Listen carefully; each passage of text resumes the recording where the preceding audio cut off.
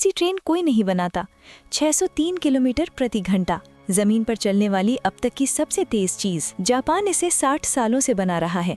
ज्यादातर लोगों ने इसके बारे में कभी सुना भी नहीं है। इस रेलवे का 86% हिस्सा ठोस पहाड़ों के बीच से गुजरता है। कोई और रास्ता नहीं था। $9 बिलियन से शुरू हुआ, अब $72 बिलियन का हो गया है। लागत अभी भी बढ़ रही है, काम अभी भी चल रहा है। उन्होंने जापान के सबसे सख्त पहाड़ों के बीच से 246 किलोमीटर लंबी सुरंग खोदी। जमीन की बनावट ढह गई, शेड्यूल बिगड़ गया, लागत आसमान छूने लगी, लेकिन वे लगे रहे। बाहरी अंतरिक्ष से भी ज्यादा ठंडा, यही चीज इस ट्रेन को हवा में तैराती है।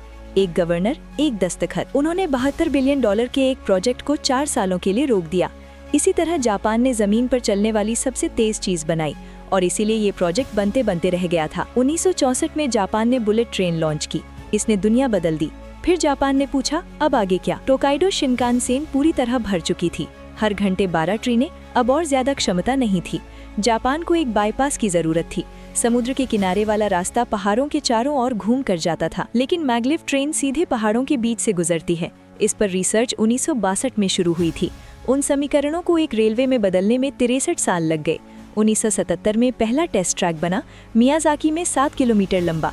पहली बार ट्रेन हवा में तैरी, पहली बार ये साबित हुआ कि ये काम करती है। मियाजाकी ने इसे साबित कर दिया। लेविटेशन काम कर गया। सुपर कंडक्टिंग मैग्नेट ने ट्रेन को थामे रखा। अगला कदम था आल्प्स।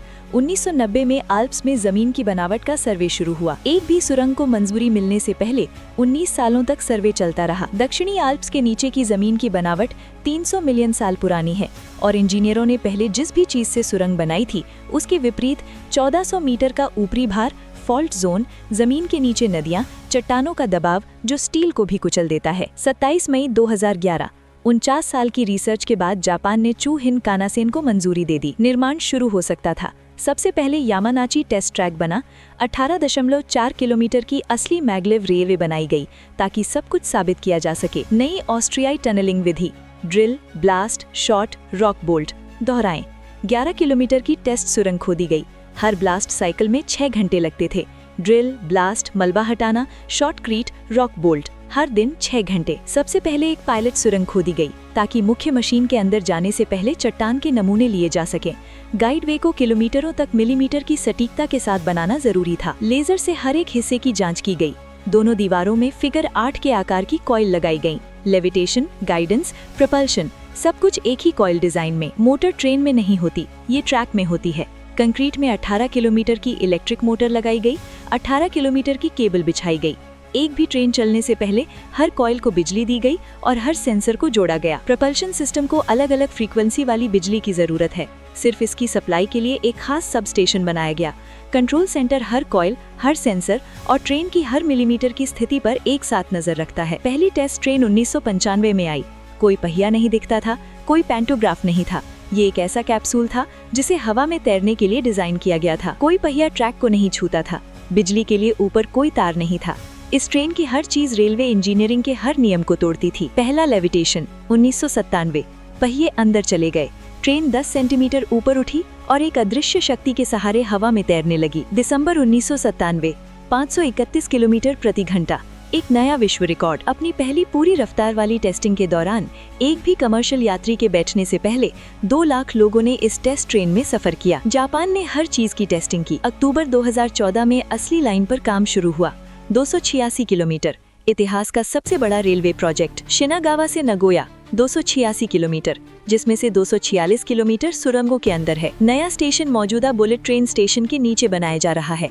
ऊपर ट्रेनों को रोके बिना निर्माण कार्य चल रहा है। डायफ्राम दीवारें, कंक्रीट की पहली लगातार रिटेनिंग दीवारें अंदर खुदाई शुरू होने से पहले बनाई जाती है। मध्य टोक्यो में एक चालू रेलवे स्टेशन के 40 मीटर नीचे बिना किसी देरी के TBM को जमीन के नीचे ही जोड़ा जाता है। ये इतनी बड़ी होती है कि इसे पूरा का पूरा नीचे नहीं उतारा जा सकता, इसलिए इसे लॉन्च शाफ्ट में टुकड़े टुकड़ों में उतारा जाता है। 14 मीटर चौड़ी, 150 मीटर लंबी, 4000 टन वजनी और इसके अगले हिस्से पर 80 टंगस्टन कार्बाइड डिस्क कटर लगे होते हैं। ये मशीन शहरी जमीन के अंदर हर दिन 15 मीटर आगे बढ़ती है। इसके ऊपर घर, दुकानें और लोग हैं जिन्हें कुछ भी महसूस नहीं होता। हर 90 मिनट में कंक्रीट की एक रिंग लगाई जाती है। हर रिंग में 6 सेगमेंट होते हैं। हर किलोमीटर में 600 रिंगें लगती हैं। खुदाई से निकली मिट्टी कन्वेयर बेल्ट से 5 किलोमीटर का सफर तय करके जमीन की सतह पर पहुंचती है। फिर ट्रकों से उसे ठिकाने लगाया जाता है। ये काम कभी नहीं रुकता। शहरी मिट्टी अब पहाड़ी चट्टानों में बदल जाती है। टीबीएम की गति सुस्त हो जाती है। डिस्क कटर हर 50 मीटर पर घिस जाते हैं। उन्हें बदलना जरूरी होता है। कटर बदलने के लिए सुरंग के अगले हिस्से पर बने प्रेशर चेंबर में घुसना पड़ता है। ये निर्माण कार्य के सबसे खतरनाक कामों में से एक है। मुख्य मशीन के पहुंचने से पहले जमीन की बनावट को समझने के लिए 1000 मीटर आगे एक पायलट सुरंग खोदी जाती है। सुरंग के अगले हिस्से से 1000 मीटर आगे तक खुदाई करके सर्वेक्षण किया जाता है। जापान ने इस सुरंग के लिए ये तकनीक ईजाद की थी, लेकिन जमीन की बनावट ने साथ नहीं दिया। 300 मिलियन साल पुरानी शिस्ट चट्टानें टूटी फूटी और अप्रत्याशित किसी भी तय मॉडर्न से बिल्कुल अलग थीं। इसलिए आपातकालीन स्थिति में डिजाइन में बदलाव करना पड़ा।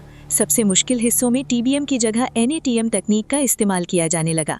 प्रोजेक्ट में 5 साल की देरी की घोषणा की गई। NATM तकनीक आमतौर पर आल्प्स पर्वतों में इस्तेमाल की जाती है। ये धीमी और ज्यादा खर्चीली होती है, लेकिन ये एकमात्र तरीका था जिसे भूविज्ञान स्वीकार करता। ऊपर 1400 मीटर ऊंचा पहाड़ था। चट्टानों का दबाव सुरंग को एक शिकंजे की तरह कुचल रहा था। इंजीनियरों ने इसी के हिसाब से डिजाइन बनाया। जहां चट्टानों का दबाव सबसे ज्यादा था, वहां स्टील की मेहराबदार पसलियां लगाई गईं। फिर शॉटक्रीट किया गया, फिर रॉक बोल्ट लगाए गए, फिर और शॉटक्रीट किया गया। गहराई में जमीन के नीचे नदियां मिली, जिन्हें ग्राउटिंग करके बंद किया गया और उनका पानी निकाल दिया गया। पहाड़ लगातार इसका विरोध कर रहा था। एक ही प्रोजेक्ट में सुरंग खोदने के 3 अलग-अलग तरीकों का इस्तेमाल किया गया। NATM, TBM शील्ड और पारंपरिक ड्रिल ब्लास्ट तरीका। भूविज्ञान की वजह से हर बदलाव करना पड़ा। दक्षिणी आल्प्स सुरंग से हर मिनट 10,000 लीटर पानी पंप करके निकाला गया। निर्माण के हर मिनट खोदी गई पहाड़ी चट्टानों को वहीं साइट पर तोड़ा गया और सुरंग की लाइनिंग में कंक्रीट के एग्रीगेट यानी गिट्टी के तौर पर दोबारा इस्तेमाल किया गया। खुदाई के पीछे तुरंत कंक्रीट की लाइनिंग डाली गई। कंक्रीट डालने के हर 12 मीटर के हिस्से में 3 दिन लगते हैं। वेंटिलेशन और आपातकालीन पहुंच के लिए पहाड़ के बीच से 400 मीटर गहरे ऊर्ध्वाधर शाफ्ट खोदे गए। 60 अलग अलग निर्माण ठेके दिए गए, जो सभी एक साथ चल रहे थे। एक प्रोजेक्ट, 60 अलग अलग साइटें। जमीन के नीचे के स्टेशन ठोस चट्टानों को काट कर बनाए गए। कोफू कैवर्न नाम का ये स्टेशन जमीन के ऊपर बने ज्यादातर स्टेशनों से भी बड़ा है। स्टेशन की छत को सहारा देने के लिए कोई खंभा नहीं है। चट्टानों में 20 मीटर अंदर तक ड्रिल करके लगाए गए रॉक एंकर ही ये काम करते हैं। चट्टान के अंदर बनी एक गुफा में पूरा का पूरा रेलवे स्टेशन बनाया गया है। ये जमीन से 40 मीटर नीचे है, जहां कोई प्राकृतिक रोशनी नहीं पहुंचती। सुरंग का काम पूरा हो गया। अब सबसे मुश्किल काम बाकी था। गाइडवे को कई किलोमीटर तक मिलीमीटर की सटीकता के साथ लगाना था। गाइडवे के हर हिस्से का लेजर से सर्वे किया गया। 50 मीटर की दूरी पर सिर्फ 1 मिलीमीटर की छूट रखी गई। कोई अपवाद नहीं। दीवार में बने ये खांचे मेरे लिए खास हैं। हर खांचे में एक कॉइल लगी है। ट्रेन इन कॉइल्स के साथ इंटरैक्ट करके हवा में तैरती है। ये कभी भी जमीन को नहीं छूती। यही इसकी इंजीनियरिंग है। गाइडवे की दीवारों में 5,80,000 अलग अलग कॉइल्स लगाई गई हैं। हर कॉइल को हाथ से उसकी सही जगह पर लगाया गया है। ट्रेन का इंजन ट्रेन के अंदर नहीं, बल्कि जमीन के अंदर लगा है। 246 किलोमीटर लंबी इलेक्ट्रिक मोटर कंक्रीट के अंदर लगाई गई है। ट्रेन का अगला हिस्सा 15 मीटर लंबा है। इसे 3 साल तक एक विंड टनल में रखकर खास आकार दिया गया, ताकि ये 500 किलोमीटर प्रति घंटे की रफ्तार से सुरंग में प्रवेश कर सके। 500 किलोमीटर प्रति घंटे की रफ्तार से सुरंग में प्रवेश करने पर हवा के दबाव की एक लहर पैदा होती है। नाक के आकार को सही करने में 3 साल की विंड टनल टेस्टिंग लगी। नायोबियम टाइटेनियम का तार, जो बाल से भी पतला होता है, एक वैक्यूम वातावरण में हर कॉइल में 50,000 बार लपेटा जाता है। क्रायोस्टैट एक कार के आकार का थर्मस फ्लास्क है। ये चुंबक को एब्सोल्यूट 0 से 4 डिग्री ऊपर रखता है। इसमें -269 डिग्री पर लिक्विड हीलियम भरी जाती है, जो प्लूटो की सतह से भी ज्यादा ठंडी होती है। चुंबक सुपर कंडक्टिंग बन जाता है। हर ट्रेन में 32 सुपर कंडक्टिंग चुंबक होते हैं। हर एक को अगले चुंबक से पहले इंस्टॉल, ठंडा और वेरीफाई किया जाना जरूरी है। 160 किलोमीटर प्रति घंटे से कम रफ्तार पर रबर के टायर इस्तेमाल होते हैं। 160 किलोमीटर प्रति घंटे से ज्यादा रफ्तार पर टायर अंदर चले जाते हैं। ट्रेन अपने आप हवा में तैरने लगती है। 500 किलोमीटर प्रति घंटे की रफ्तार से सुरंग में प्रवेश करने पर हवा जोर से दब जाती है। केबिन प्रेशर सिस्टम कानों को नुकसान से बचाता है। अंदर से ये किसी दूसरी ट्रेन जैसी ही दिखती है। इसे असाधारण बनाने वाली इंजीनियरिंग पूरी तरह से छुपी हुई है। हर ट्रेन में 1200 सेंसर लगे होते हैं। हर सिस्टम पर नजर रखी जाती है और हर गड़बड़ी की जानकारी तुरंत कंट्रोल सेंटर को भेजी जाती है। पहला टेस्ट पैदल चलने की रफ्तार से। रफ्तार बढ़ाने से पहले हर सेंसर को वेरीफाई और हर सिस्टम को चेक किया जाता है। 160 किलोमीटर। टायर अंदर चले जाते हैं, ट्रेन ऊपर उठ जाती है। कंट्रोल सेंटर में बैठे इंजीनियर लेविटेशन सेंसर को देखकर इसकी पुष्टि करते हैं। हर टेस्ट पिछले टेस्ट से ज्यादा तेज होता है। 200, 300, 400, 500। डेटा इस बात की पुष्टि करता है कि फिजिक्स के नियम सही काम कर रहे हैं। 400 किलोमीटर प्रति घंटे की रफ्तार पर एक चुंबक में गड़बड़ी आ गई। सेफ्टी सिस्टम चालू हो गया। ट्रेन सुरक्षित रूप से रुक गई। इंजीनियरों ने चुंबक की माउंटिंग को फिर से डिजाइन किया। ट्रैक में कंपन की वजह से ये गड़बड़ी हुई थी। इंजीनियरों ने माउंटिंग को फिर से डिजाइन किया। दोबारा टेस्ट किया गया, कोई गड़बड़ी नहीं हुई, समस्या हल हो गई। 500 किलोमीटर प्रति घंटे की रफ्तार पर भूकंप का सिमुलेशन किया गया। यू आकार का गाइडवे ट्रेन को पटरी से उतरने से बचाता है। ट्रेन पटरी से बाहर नहीं जा सकती। हर टेस्ट रन से इतना ज्यादा डेटा मिलता है जितना चांद पर उतरने के मिशन से भी नहीं मिलता। उन्होंने 20 लाख मील तक टेस्ट रन किए हैं।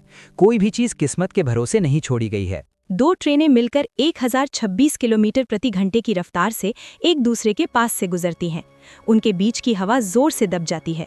21 अप्रैल 2015, 603 किलोमीटर प्रति घंटा, एक विश्व रिकॉर्ड। इंसानी इतिहास का सबसे तेज जमीनी वाहन। अंदर 603 किलोमीटर प्रति घंटे की रफ्तार पर भी लगभग कोई कंपन नहीं। यात्री आराम से अखबार पढ़ सकते थे। यही तो इंजीनियरिंग है। 500 किलोमीटर प्रति घंटे पर मैगलेव हर यात्री सीट के हिसाब से उतनी ही दूरी तय करने वाली हवाई जहाज की उड़ान के मुकाबले आधी ऊर्जा इस्तेमाल करता है।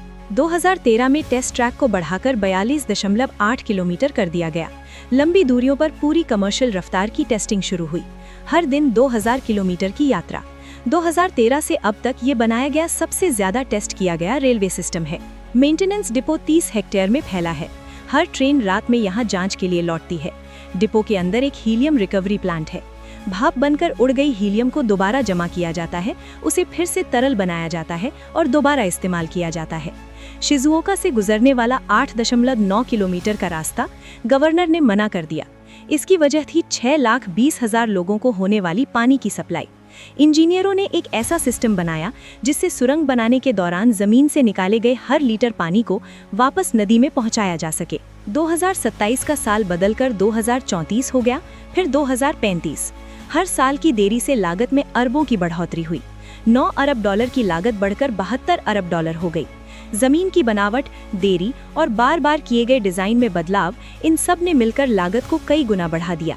अप्रैल 2024 में गवर्नर ने इस्तीफा दे दिया। JR सेंट्रल के शेयरों की कीमत तुरंत बढ़ गई। बाजार समझ गया कि इसका क्या मतलब है। नए गवर्नर ने कुछ ही हफ्तों में सर्वे को मंजूरी दे दी। 4 साल बाद निर्माण फिर से शुरू हो सका। अक्टूबर 2024 में पहला बोरिंग सर्वे उपकरण शिजुओका पहुंचा। 4 साल की देरी आखिरकार खत्म हुई। नानकाई ट्रफ में कभी भी बड़ा भूकंप आ सकता है। मैगलेव मार्ग को इस भूकंप को झेलने के लिए ही डिजाइन किया गया है। हर किलोमीटर पर भूकंपीय सेंसर लगे हैं। भूकंप की लहरें ट्रैक तक पहुंचने से पहले ही ट्रेनें अपने आप रुक जाती हैं। जापान में निर्माण कार्य के लिए मजदूरों की भारी कमी है।